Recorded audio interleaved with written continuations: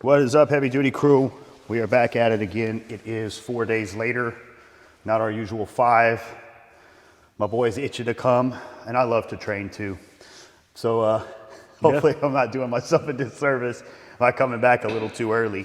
Again, we are starting a new split. The emphasis is body part prioritization. That's why we change up a split, is to introduce novel stimulus in the way that we can prioritize different body parts throughout the year or throughout the schedule, right? So you don't ever have to change your routine up, but the nature of the beast is that you can be more intense in the beginning of your workouts.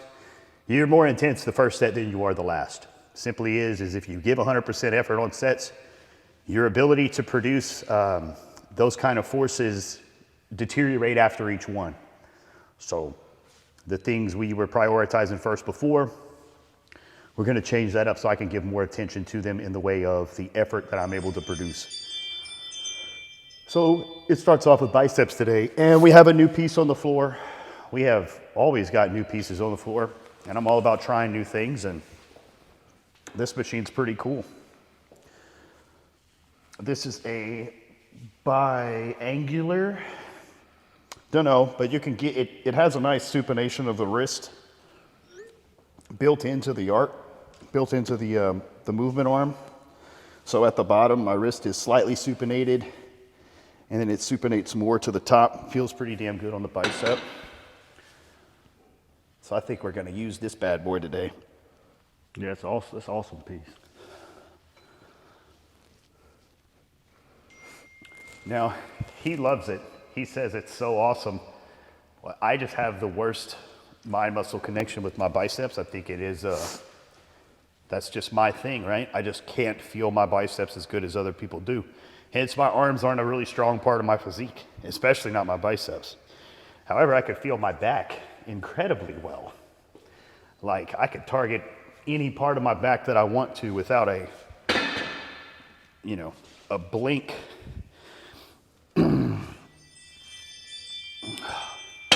So I guess that's just something we'll have to build on. And then I got to find the pieces of equipment that work the best for that. So we're warming up. Go ahead, Pulse. We're just going to keep going. We're just going to keep rolling.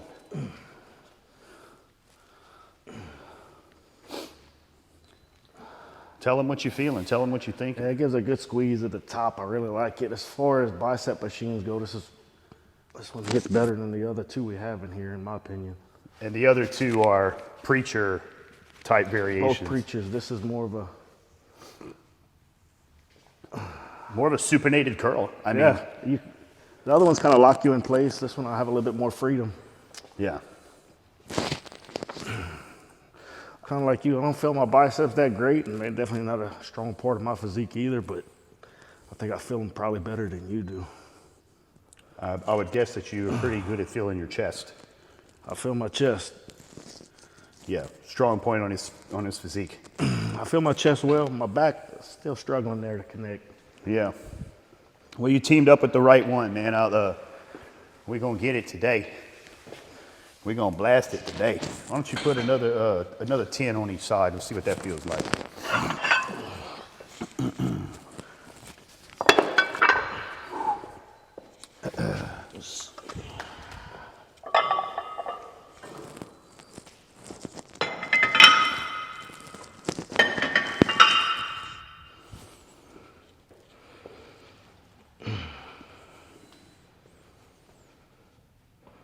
Oh, what I wanted to talk about was the difference between the different bicep machines, like especially the preacher ones and something like this, is front delt recruitment. On a lot of that stuff, you have to kick up even more. My buddy Jake saw this happen as I was training at Valhalla a while back.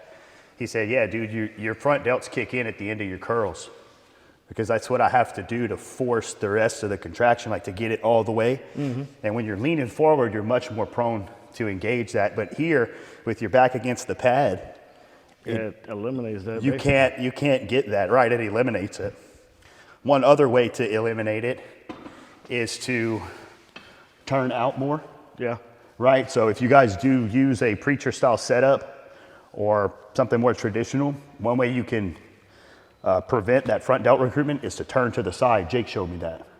Yeah, and the more you turn to the side, you're not going to be able to cave in and use that front delt. So that works really well. And funny enough, the shit that you see the old heads doing with the cables in the cable station. That was great, man.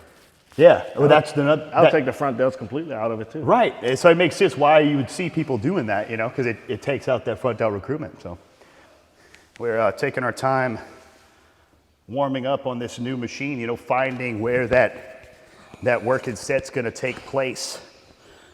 We were both talking about how we noticed this machine has a little bit of bite from the bottom portion. There's a breakover from about right here, and you really feel it bite. And Josh was saying that he's always had a lot of trouble in that area, the lower bicep, elbow, forearm. I did too. I had a lot of trouble there, very hard to get rid of. Yeah, in that ditch area, I always feel it. Mm-hmm. What I was telling Josh is that now that he's switching to this training style, the emphasis on the lower volumes and the more rest, this shit's gonna dissipate. A lot of that stuff, these kind of aches and pains, this chronic inflammation problems, the body never gets a chance to catch up. We love to train hard. We come and we do it too often and we just stay inflamed. I tell you what though, the worst is having that going on and then using something like growth hormone. Makes it worse. You've already got this inflammation, and then you get the like the cellular expansion, the holding of the extra water internally, so that it puts more pressure on everything. Son, I had carpal tunnel so bad. Did you? Oh, it was nightmarish, man. I couldn't take out the trash in the mornings. I couldn't hold on to the bags. I know the struggle of carpal. I had surgery on this hand. You did? Yeah. No shit. Probably about 4 years ago. Well, what was the habit that you had that kind of caused it? Do you know? It's like genetic. My sister had it, my mom had it, my other sister has it. They all had surgery on it. No shit. So I was already predisposed to it. That right hand. Well, this one needs it too, but I don't use this one as much as this one. I couldn't hold a fucking pin. That's how I was in the mornings, man. And then it was fucking bad. I would sleep with carpal tunnel braces on. I tried all that bullshit before I went You can't get no relief. It didn't do shit. Dude, it would wake me up at night. I'd be in so much fucking pain. This was me too. Yeah, it would be 3, 2 in the morning. Yeah, just there was nothing. The only thing that fixed it, the surgery fixed it, dude. Well, there you go, guys. If you got growth hormone, if it's a growth hormone related carpal tunnel problem, the only thing you can do is lower your dose and titrate up. You can't ever start with something like 3 to 5 IUs. You can't do it. If you do that, it's gonna hit. And it's not gonna go away until you lower that dose. So what I had to do is like work my way up. I had to start with 2, then go to 3, then go to 4, then I went to 5. Because I had run 5 in the past, and I thought I was just gonna, start at 5 again, and yeah. So if it's not growth hormone related, you're gonna have to have surgery. Yeah. I've never ran growth, so I can't even imagine, dude. Yeah, well, I was sponsored by an underground lab, so I actually was able to get the stuff at cost, which was a huge benefit to me, man. For you guys listening and what we're talking about, if you can find a source that provides a quality blacktop, which would be a GMP grade growth hormone, which simply means generic medical practice grade. So now it's not like Pfizer. It doesn't have a big pharmacy corporation name tag attached to it, but you're also not going to have that price tag attached to it. But the potency is there. They still test it like 98%. And oftentimes than not, you're going to have more than the 10 to 13 milligrams per bottle. It's going to be the equivalent to like 15 IUs in a 10 as opposed to 10, right? So you get a little more in the vial and the potency is good. So like my prep coach even said he didn't care. I didn't need to switch over to a Pfizer pen because of the effect was substantial enough, you know? Yeah, and then the cost. And the cost was You weighed gotta down. factor that in, dude. Yeah, this is a fucking expensive sport if you want to use all that stuff. But I will say, guys, that do not stress about whether you have growth hormone or not, right? Don't fucking stress about that because it has its benefits. Like, I think if you need it to milk out better sleep quality, and that'll in turn give you the gains you're looking for, it's not the growth hormone, it was the sweet sleep quality it gave, right? So if you can get the other areas in your life in order and just get better sleep, you'll get that benefit. Another one was the fat burning properties during the prep. I really liked it for the fasted cardio in the mornings. And it does give you a look. It gives you a little bit fuller, rounder look. And especially when you're dieting, that's good for you when you're getting ready for a show because you're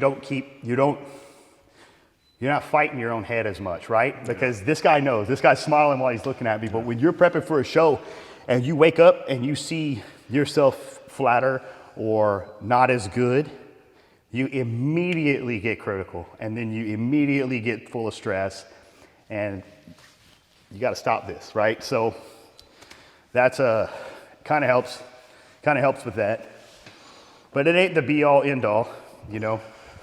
I think Prima bowling is a much better thing, expensive thing to spend your money on than growth hormone. Certainly. We'll talk all about that later on. We need to talk about that's paid membership content right there. Maybe Paul Barnett will have me on the anabolic bodybuilding podcast and we'll talk about that stuff. Because he doesn't want to talk with me about training. Yeah, he didn't want to talk to me about training. Man, I think we need another 10 pounds easy on this. Yeah, I can definitely bump it up. I mean, we need to get a little heavier. So Josh was talking again about the forearm pain. Come see. Let's see. So it's going to be... Mine's more in here. Like, yeah, I know the pain's right there, but what I want to see is if you have any pain in here. Do you have anything? Mm-mm. No? Like I said, I feel it mainly in the ditch area right here. Ditch. Yeah. I bet if we took a spoon and scraped his bicep, it's so covered in scar tissue. Oh, I'm sure it is. I could bring you a scraper tool, bro. I've done it. It's like rubbing a spoon on the concrete outside. Is it? That's what it sounds like. It feels like concrete, like the gristle, you know, like little rocks and sand and shit. And you just scrape it till it turns purple. I mean, it'll give you some relief, but the shit hurts. Sounds fun. But what I was doing is I was testing to see if it was anything tennis elbow. So guys, a lot of times, if you've got elbow pain or pain around in this joint, a simple test is you can make your fingers into a claw and follow down the crease of your forearm. If you feel tenderness and pain in your forearm, you get yourself a tennis elbow sleeve with the air pack and you put it 2 fingers below where that pain is. And you wear that on for like 3 hours on, an hour off, 3 hours on, an hour off. That shit works wonders. It's a freaking $10 solution, dude. Hell yeah. And it's something that's so easy. So I just want you guys to know that. That's good stuff. See, this is feeling good. I think if we tempo this out, I think 5 more pounds, and that's a working set. Okay. You see, what I want to do for this one is I don't want to come all the way straight. Okay. I don't want to break over from that. That doesn't feel good. I want to keep the tension to about right there. Yeah, I'm with you. And break in. Oh. Right. I got you. There.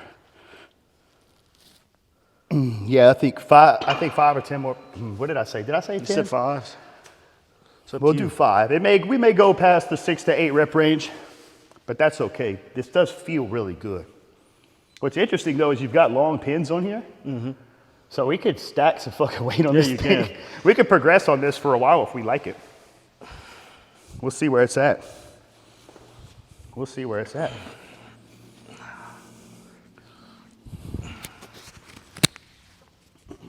Starting to get warm.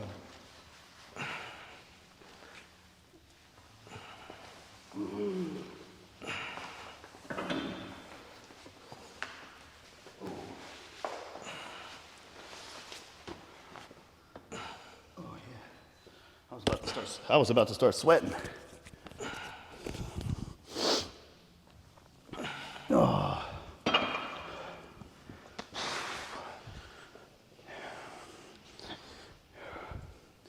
Yeah, we both represent the Gasp brand.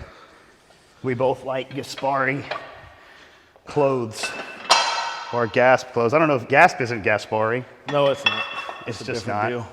It's just like instead of Gaspari. Yeah, this will be the one.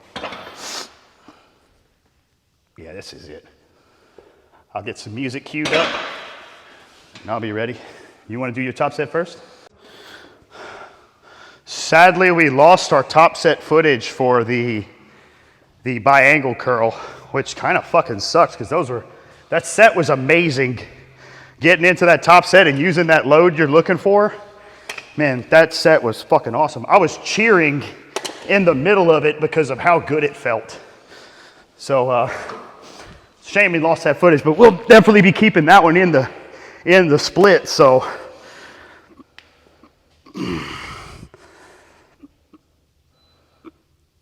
Deciding if we want to do some Skullcrushers or not.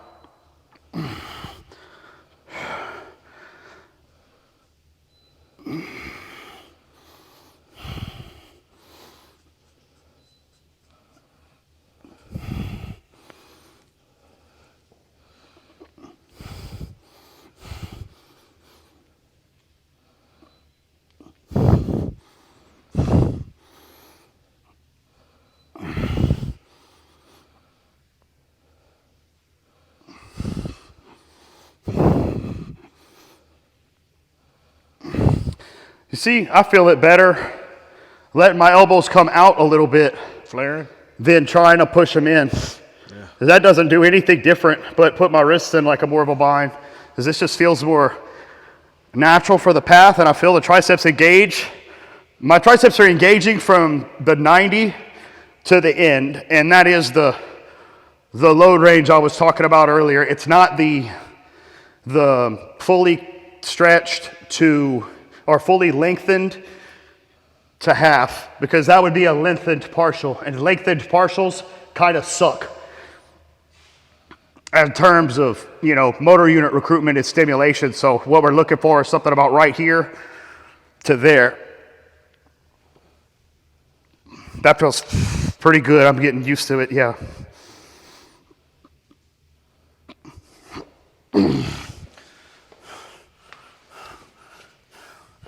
Yeah, that little Rogue bar is 30 pounds. That's a 30-pound easy bar right there.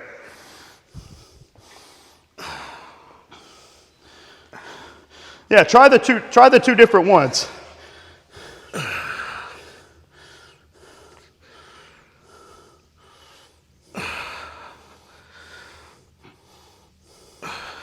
It looks like you're almost engaging it better right there. To me, whenever I'm tight, the outside of my elbows aren't comfortable. I get like a discomfort in them. Whenever I let them flare naturally, Yeah.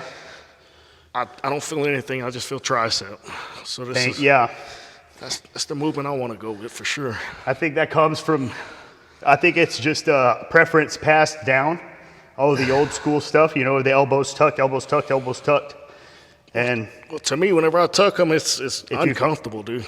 You feel a shear force almost. You feel it in your elbow and not in your tricep. Yeah, I feel like my weak point's going to definitely be the elbow right there. Yeah, and that's why I was thinking when I first set up for it, I was like, we might not do this because that's not feeling so great. It doesn't feel good whenever until I found the groove. You get in that right spot, and then it's like, oh yeah, this is okay. Yeah. So we're going to carry through with this one, and it's going to be ugly. It's going to be ugly, baby.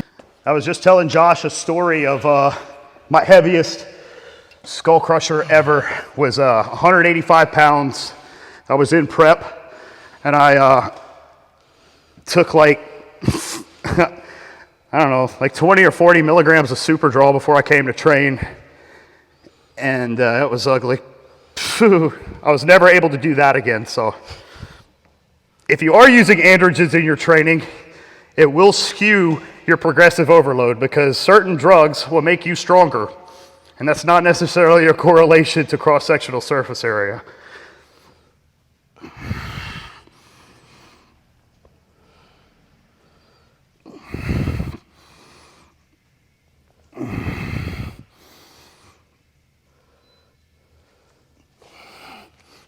Now, Josh, you may want to, you'll see it when you get on there. That might have been too much for the warm-up.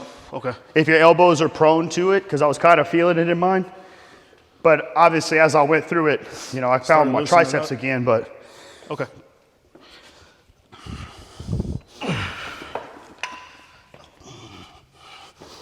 Yep.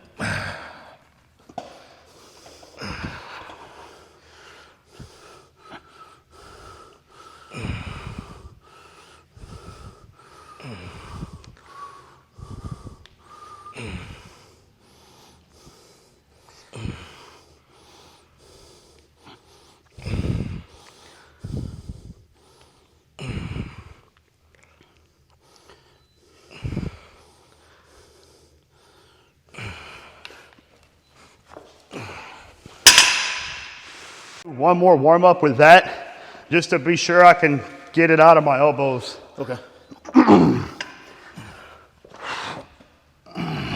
So this is where I want my contraction to be, right there. Okay, yeah, it's getting going.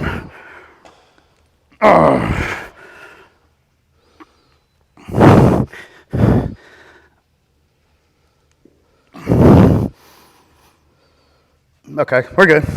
We're good. Just wanted to be sure. Like it?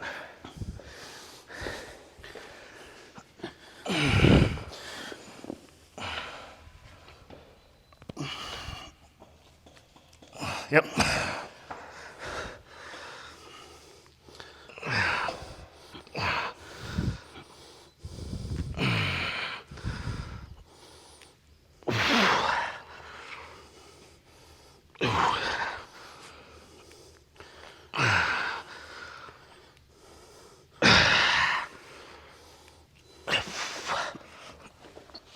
Now, guys, you're looking at this, so you're seeing us do more reps than we normally do in our warm-ups.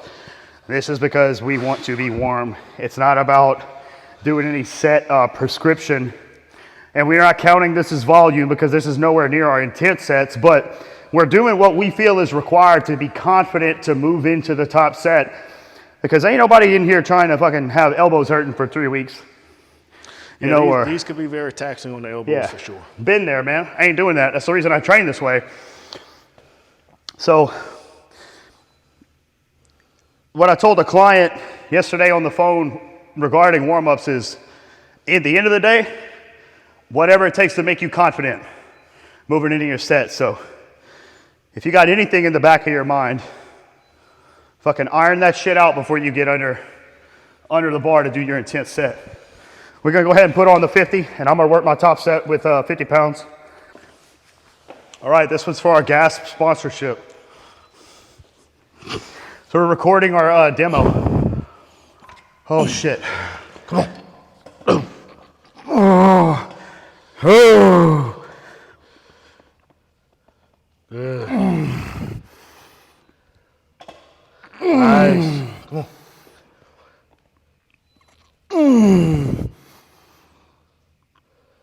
Good.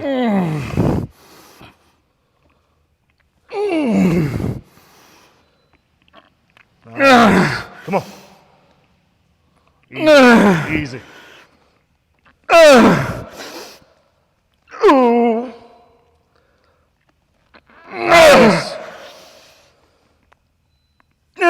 Come on. Yep. Come on. Oh, no more. Yeah, no more after that. Oh, I was getting scared. Just on the, I didn't want to get close to that 90 degrees anymore. That was done. Woo. Oh, I'd say they got a little something going on. Ooh. Ooh. Oh yeah, that's right. It's your turn. Woo.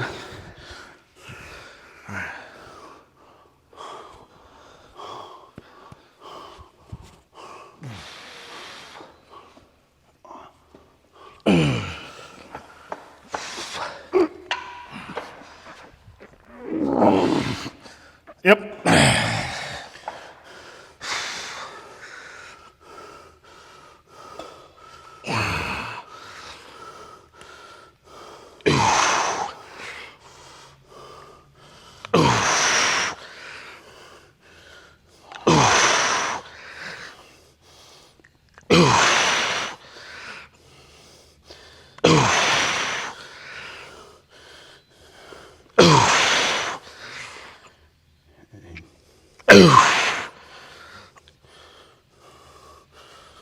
Oh, yeah.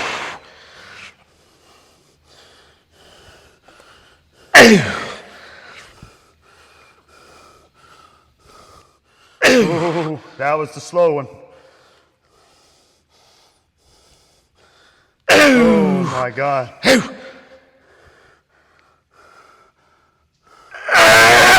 That was the assisted one. I don't want you to go all the way to your head. Right there's enough. Go. Push up if you can. Right there's enough. Oh my God, I'm killing you. I'm sorry I'm doing this to you. Let me have it. So on those last few assists, I was increasingly giving you more assistance. What I didn't want was him to be in that super fatigued position and trying to break out of it real close to his head. So I would stop him before he got there, or put enough that you could feel confident to break out. And then on that last rep, I helped you the whole way, but it helped a lot with the not letting me break over like that. Yes. Yeah, because what that does, man, is when you get to that point, you lose the tension and you have to break over. You have to start again. And that's hard to do. And how much you miss all of this because you weren't able to do this. Yeah. Right? Yeah. Because if you couldn't break through here, you didn't even get to experience if you could do the rest, which is what we talked about earlier. That 90 to extend, that's where you get the most. That's the real benefit. That's where you get the most anyway, right? So the beauty of having a training partner, not necessary, but it could be an amazing help to you. Yeah, so Josh and I were talking about grip. How did it come up? You were talking about the whole carpal tunnel deal. Right, go ahead, elaborate on that. Well, once I had the carpal tunnel surgery in my right hand, grip strength never really came back. So straps is always necessary for me, but I used them before anyway. I feel like grip strength, it's not really a big deal to me. Your grip's gonna give out before anything else, so we just eliminate that with the straps.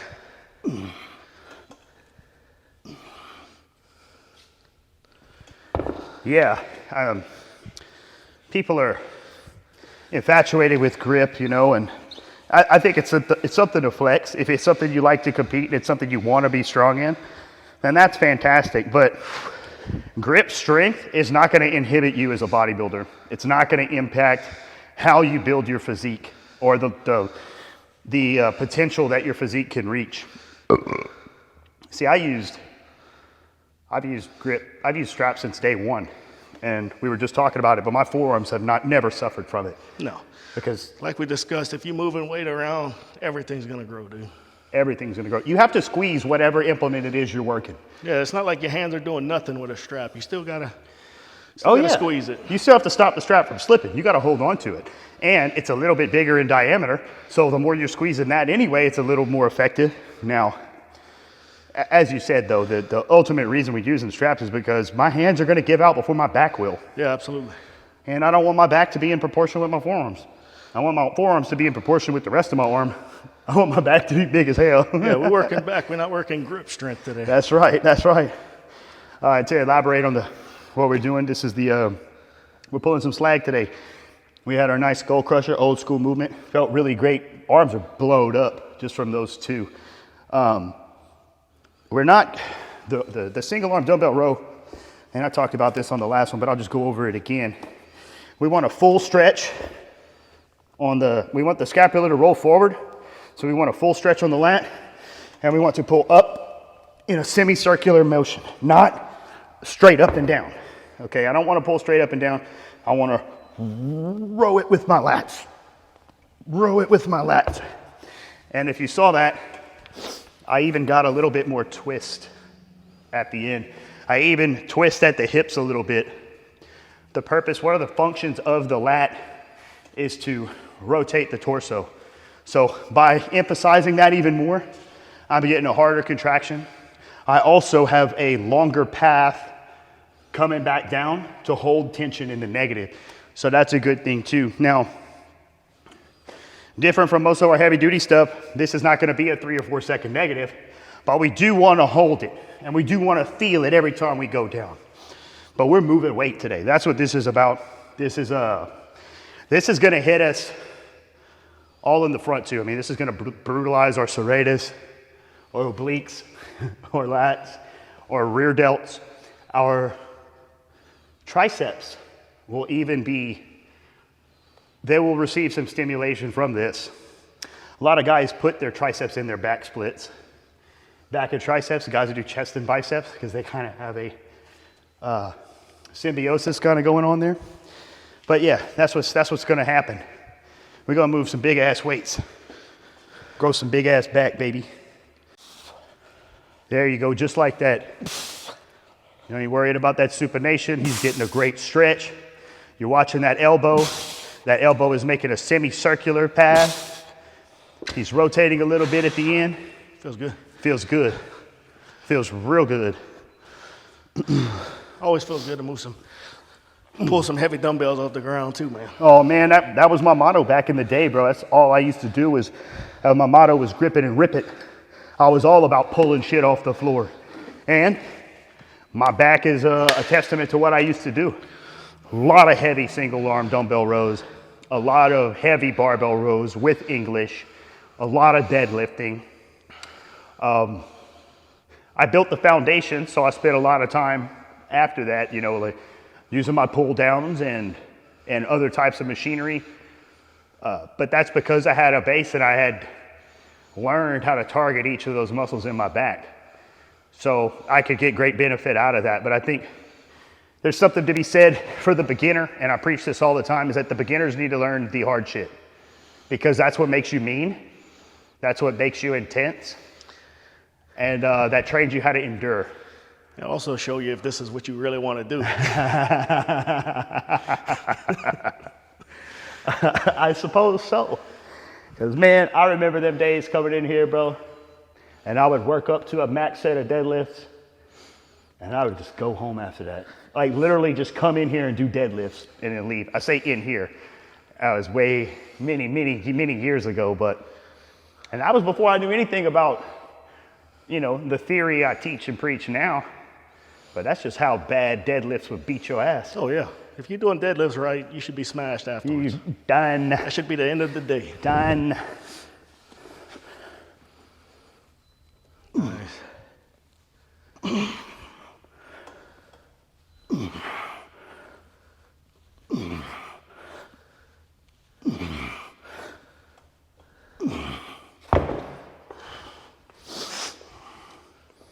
Yeah, last week I did these, my whole obliques, serratus, everything was sore.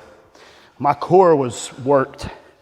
I say core, you know what I mean, my abdominals. Core is a stupid word. That's a topic for another day. You don't train your fucking core, guys. You train muscles. Those muscles are either your obliques, your serratus, or your abdomen. Yeah. Your abdominals.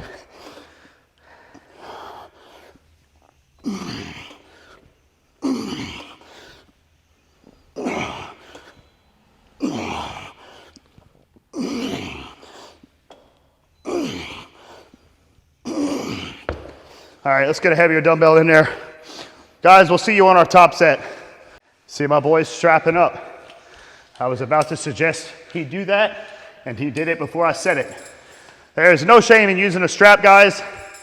I've had people tell me that, oh, well, you know, you need to learn how to brace on your own. At a certain point, when I'm gonna be yanking on a 150-pound dumbbell a few minutes from now, I ain't gonna be able to think enough to brace my core. And if it gives me something to brace against so that I can focus more on getting another rep or two out, then that was of a benefit. And it's the same way we're limiting our limiting factor. You know, we're bypassing that limiting factor, like with the straps. We ain't gotta worry about our forearms giving out. With the belt, you know, we got something to brace against.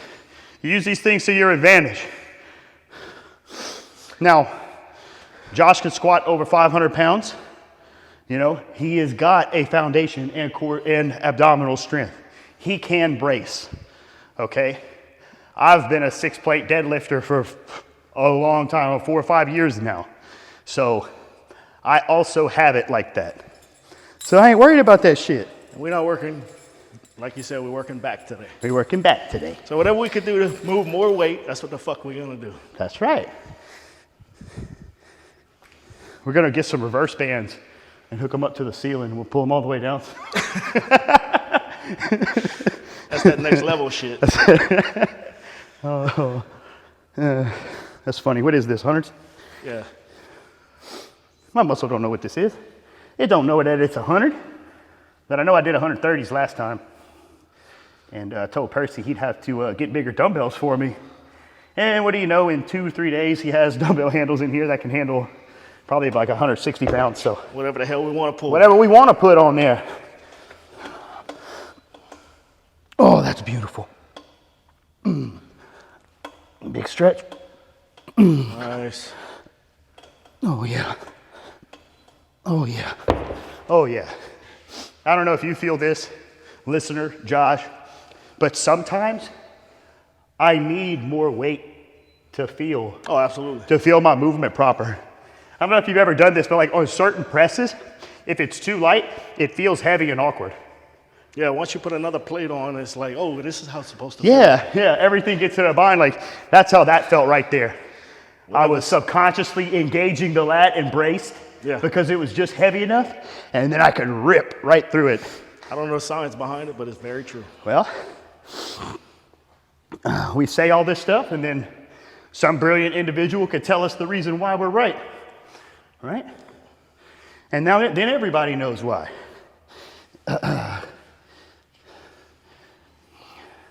But it's not an arbitrary statement, you know. It's definitely something confirmable. Oh.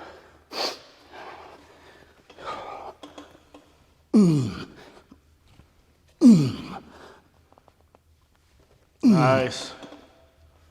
Ooh, I'm saving it. I'm saving it. Ooh, I'm ready. Hey, leave some in there. We got I'm some ready, baby. big weights coming. Oh, yeah. That's a big old block of iron right there. There you go, big dog. Beautiful.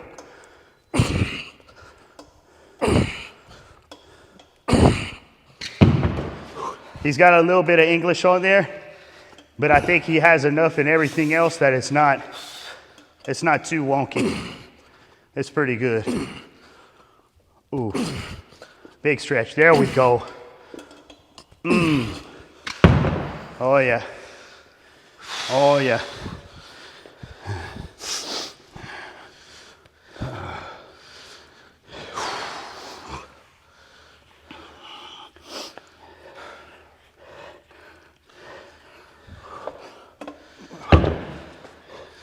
So my body knows what this is.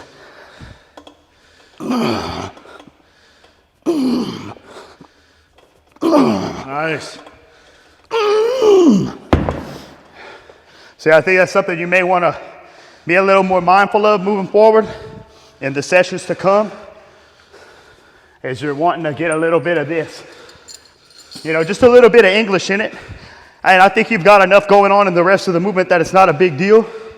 But there's something to be said about starting off with that brace and getting it. I don't know.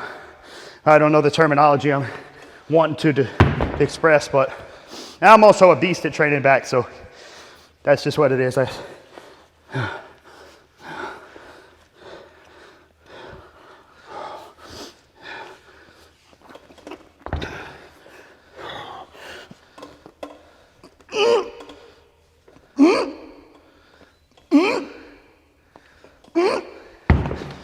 Oh yeah, I'll go to 150. Yeah, 150 will be the working weight today. Yeah, what we got is 140 pounds of free weights on top of a 15-pound rogue handle, so that adds us up to 155 pounds. Not bad. Nah. Not bad. I mean, considering that would be like a probably $200, $300 dumbbell. Yeah, minimum. If you wanted to buy that son These of a days. bitch. So I like being able to build it I like that this Rogue gives you enough room on the ends for a nice big clip. We have a really good high quality clip here. That is super important if you're gonna do these, because with enough weight and moving that stuff around, those plates will push those clips off. And I've had it happen to me, and it could have been a bad situation I was pressing. I think I might have been pressing close to 150 pounds, and it came apart on me. That would make for a bad day. Yeah, it came apart on me. I think it hit me in the chest. Thank God it wasn't my face, but you want good clips? Just to show you guys what we do have, so keep an eye out for it. This is the Rogue HG. You got the rubbers on the inside for the grip. You've got this nice spring-loaded clip here. That is, that's well made. That's solid. A solid product right there. Shout out to Rogue. Good job. Too bad you build stuff for CrossFitters, but that's okay. We'll actually use your equipment intelligently and for a good purpose. One of the benefits about these two, man, is these handles are nice. The diameter on these handles, they're smaller. You can hold these better. Yeah, you can really dig in and grab And that makes a fucking difference, guys. Oh yeah, it's time to make some noise, pull some slag. Oh shit, I need some music. I need some music. Hold on, let's see what I got. Only Ash Remains by Necrophagist. That's pretty good.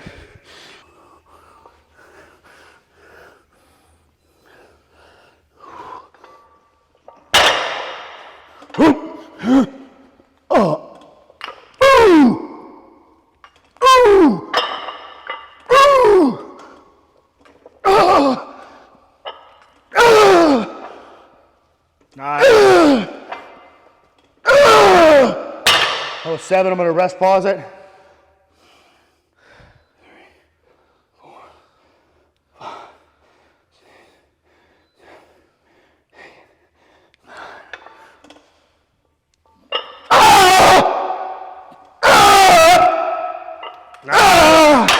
8, 9. Do it again. 4, 6, 7, 8, 9. Come on. Good. All right, he can go ahead and hit his set. I'm gonna rest between sides. Get a breather. Instantly. I mean, I feel my back torn to shreds. You know, holding that as you're bringing it down. Stretch it. Pulling through that, holding it as you're letting it down.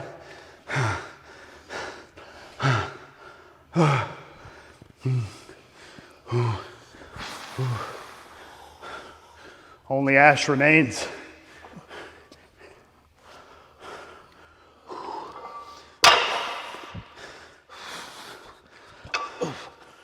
There you go.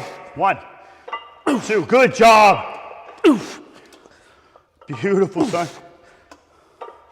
Awesome.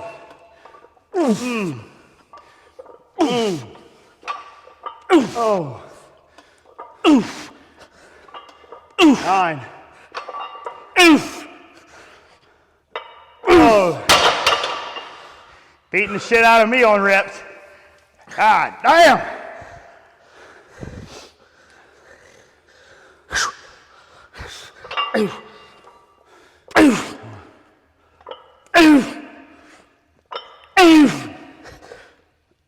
Oh, that's it.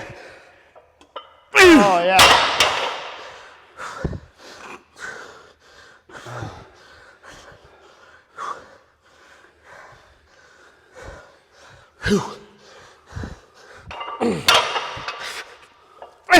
Oh. Oh, yeah. Oh, yeah. Ah.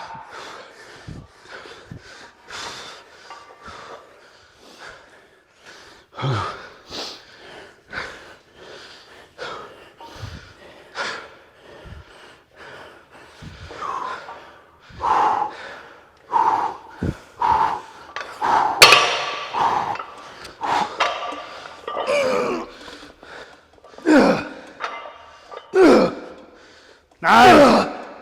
Come on, Billy. Good. Good.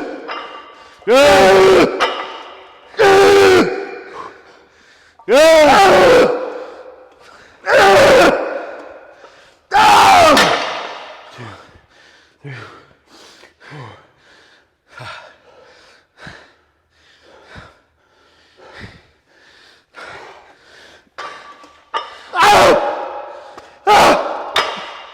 on. Dang.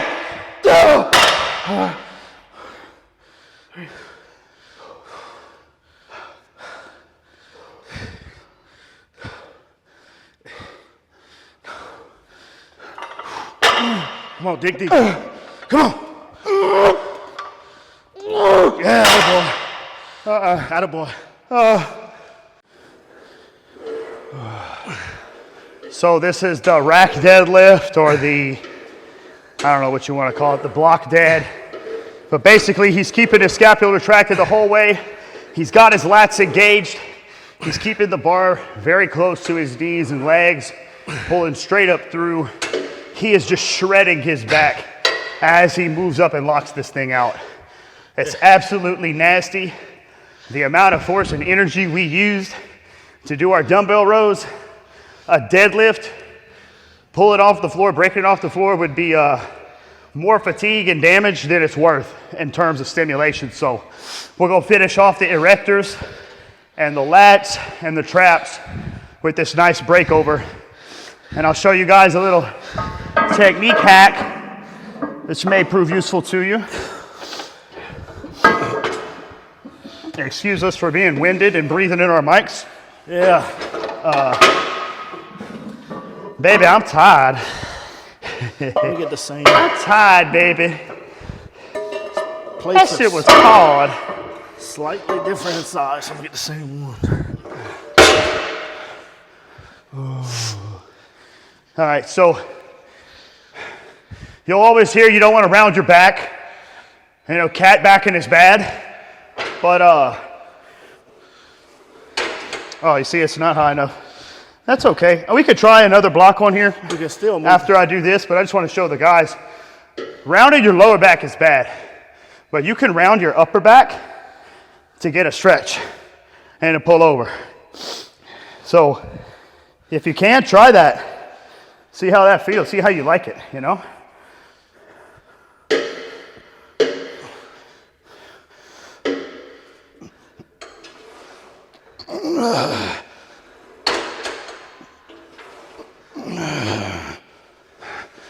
See, I feel it more in my lats if I keep everything engaged, but I can feel it in my erectors and my traps if I pull through like that. I think I'm gonna do it the standard way and get my lats really torched.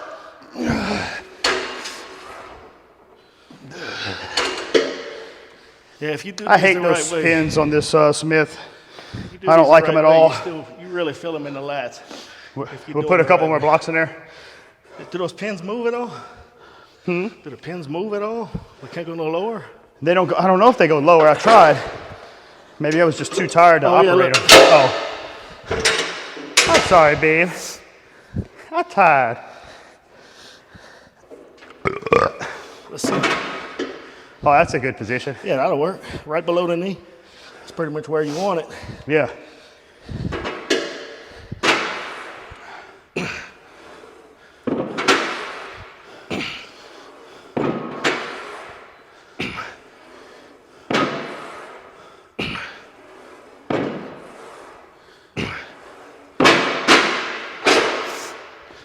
Oh, hell, next time you just leave it on the floor. Yeah, it was gonna be kind of hard to put a plate. You wanna bump it up? Yeah, go with the 3 plates.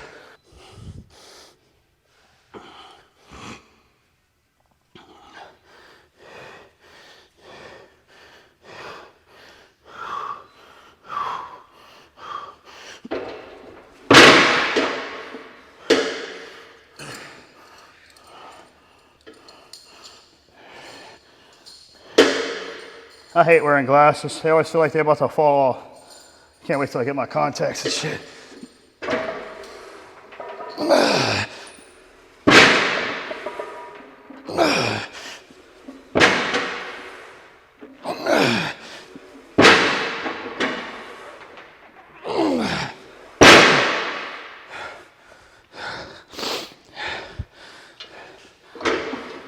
What's up with this bitch?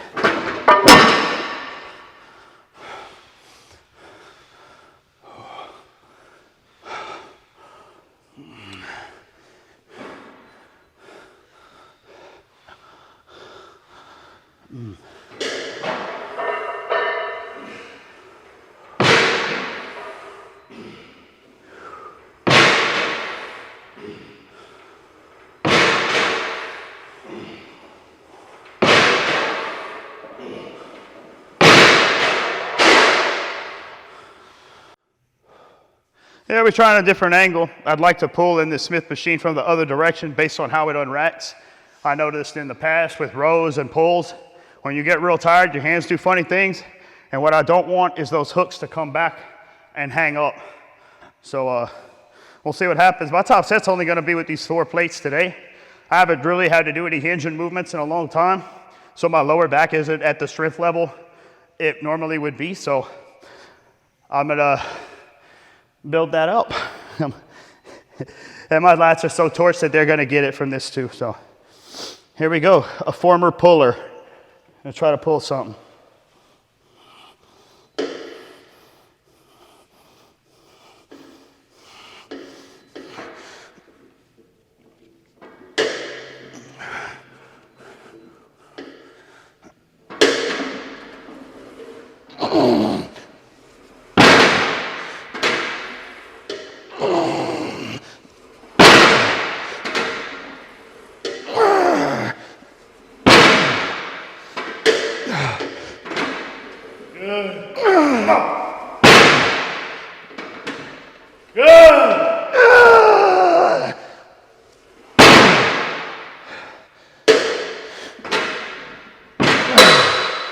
Wow, I'm weak as shit now.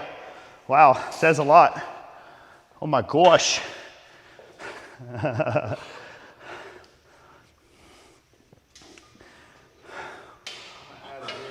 Something about that Smith machine and those iron plates.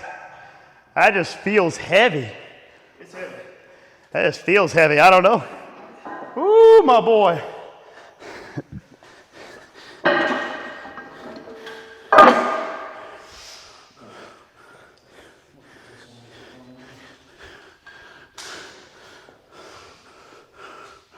I'll tell you what though, I feel from my glutes to my erectors to my lats, they was getting shredded, pulling through right there. That was awesome.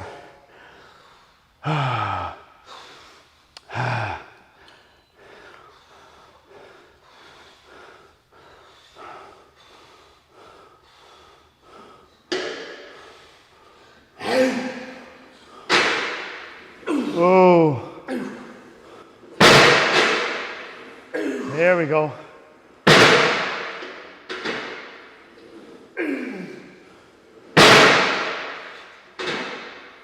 Ooh.